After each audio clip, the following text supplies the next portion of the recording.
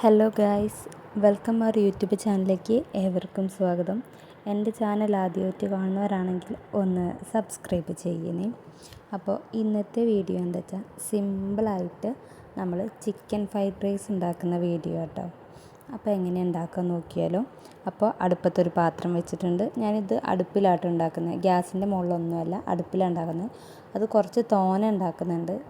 അപ്പോൾ നമ്മൾ ഫസ്റ്റ് കുറച്ച് ഓയിൽ ഒഴിച്ചിട്ടുണ്ട്.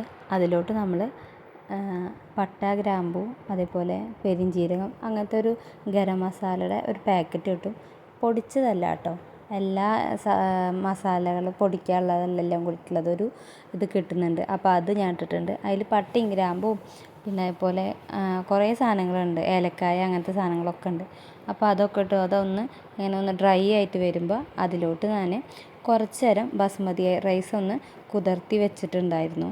ഒരു 10-15 മിനിറ്റ് ഒന്ന് കുതിർത്തിയിട്ട് നമ്മൾ അരി വാർത്ത് വയ്ക്കില്ലേ, അതേപോലെ വാർത്ത് വെച്ചിട്ടുണ്ട്. അപ്പോൾ അതൊന്ന് നമ്മുടെ ഈ ചൂടായ എണ്ണയിലോട്ട് ഇട്ടിട്ടൊന്ന് റോസ്റ്റ് ചെയ്തെടുക്കുന്നുണ്ട്. ഇങ്ങനെ എടുക്കുമ്പോൾ ഒരു പ്രത്യേക തരം ടേസ്റ്റ് കിട്ടുന്നുണ്ട്. അപ്പോൾ അതുപോലെ ഒന്ന് റോസ്റ്റ് ചെയ്തെടുത്തിട്ട് ഇതിലോട്ട് നല്ല തിളച്ച വെള്ളമാട്ടോ ഒഴിച്ച് കൊടുക്കുന്നത്. അപ്പോൾ നമ്മുടെ അരിക്കനുസരിച്ചിട്ടുള്ള വെള്ളം ഒഴിച്ച് കൊടുക്കുക. നമ്മൾ ഈ ഫ്രൈഡ് റൈസ് വയ്ക്കുമ്പോൾ നമ്മൾ വലിയ അരി എടുക്കുക എപ്പോഴും ശ്രദ്ധിക്കണം. അതാകുമ്പോഴാണ് ഒന്നും കൂടി ടേസ്റ്റ് കിട്ടുള്ളൂ.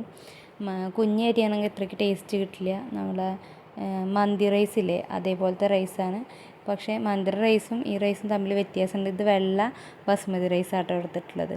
അപ്പോൾ അതൊന്ന് എടുത്തിട്ട് ഇതാക്കിയിട്ട് വെള്ളം ഒഴിച്ച് വെച്ചിട്ടുണ്ട്. അതിലോട്ട് ആവശ്യത്തിനുള്ള ഉപ്പ് ഇട്ടിട്ടുണ്ട്.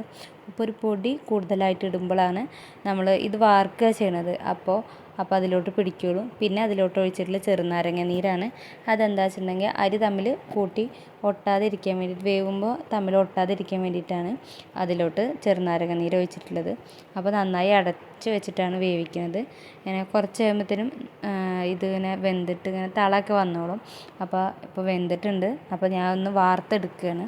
അപ്പോൾ അതാണ് നേരത്തെ പറഞ്ഞത്, ഉപ്പ് കുറച്ചും കൂടി ഒന്ന് കൂട്ടിയിടാൻ വേണ്ടിയിട്ട്. അപ്പോൾ അതൊന്ന് നന്നായിട്ട് വാർത്തെടുക്കുന്നുണ്ട്. ഞാൻ ആദ്യമായിട്ടാണ് ഇത്ര തോന ഉള്ള റൈസ് ഉണ്ടാക്കുന്നത് കേട്ടോ. അപ്പോൾ അതേപോലെ ഒരു ചീനച്ചട്ടി എടുത്തിട്ടുണ്ട്. അതിലോട്ട് കുറച്ച് നെയ്യാട്ടോ ഒഴിച്ചിട്ടുള്ളത്.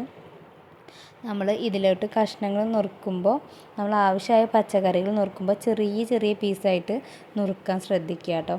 ഞാൻ ഇതിലോട്ട് എടുത്തിട്ടുള്ളത് ബീൻസ്, ക്യാരറ്റ്, അതേപോലെ സവോള. ഇതിലോട്ട് ക്യാപ്സിക്കം ഇടാം കേട്ടോ. ക്യാപ്സിക്കം അപ്പം എൻ്റെ കയ്യിലുണ്ടായിരുന്നില്ല. അപ്പോൾ അതും ഇട്ടിട്ടൊന്ന് നന്നായിട്ടൊന്ന് വേവിച്ചെടുക്കുന്നുണ്ട്. ഹാഫ് വേവ് അല്ലെങ്കിൽ 3/4 ഭാഗം വെന്താൽ മതി. നമുക്ക് ആ പച്ചക്കറിയുടെ ഒരു പച്ച ചുവയില്ലേ, അപ്പോൾ അതൊന്ന് മാറിക്കിട്ടുന്ന വരെ മാത്രമേ നമ്മൾ ഇത് വേവിക്കാൻ പാടുള്ളൂ കേട്ടോ.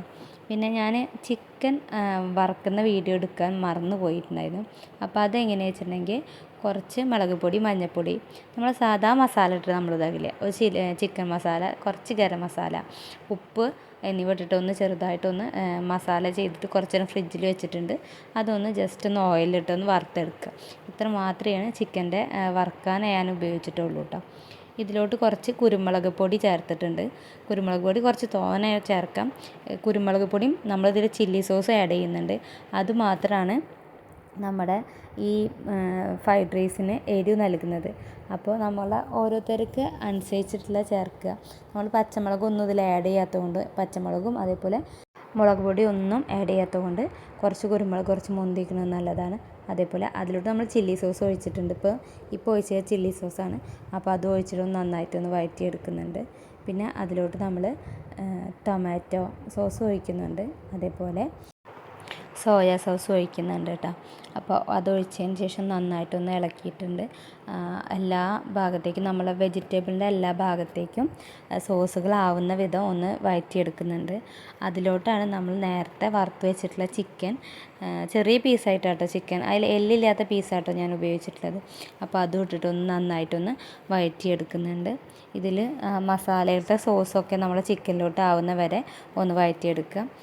ഈ മസാലയിലേക്ക് നമ്മുടെ നേരത്തെ നമ്മൾ വറുത്ത് വെച്ചിട്ടില്ല ഇല്ലേ റൈസ്, അതും തട്ടിയിട്ട് അത് എല്ലാ ഭാഗത്തേക്കും ചിക്കനും സോസും വെജിറ്റബിളും എല്ലാതും കൂടിയിട്ടൊന്ന് നന്നായിട്ട് മിക്സ് ചെയ്തെടുക്കുന്നുണ്ട്. ഈ മിക്സിങ് ഇമ്പോർട്ടൻ്റ് ആട്ടോ. എന്താ വെച്ചാൽ നമ്മുടെ മസാലയും റൈസും തമ്മിലുള്ള ജോയിൻ്റ് ആവണം, അതിന് വേണ്ടിയിട്ടാണ് ഇത്. അപ്പം നന്നായിട്ട് എല്ലാ ഭാഗത്തേക്കും ഒന്ന് ഇളക്കി കൊടുക്കുന്നുണ്ട്. നമ്മുടെ റൈസ് കണ്ടാൽ അറിയാം, ഒരു അരി മറ്റേ അരിയും കൂടിയിട്ട് നമ്മൾ കൂട്ടിമുട്ടുന്നില്ല. ഇതാണ് കറക്റ്റ് പാകം. കഴിക്കാനും നല്ല സ്വാദായിരുന്നു കേട്ടോ.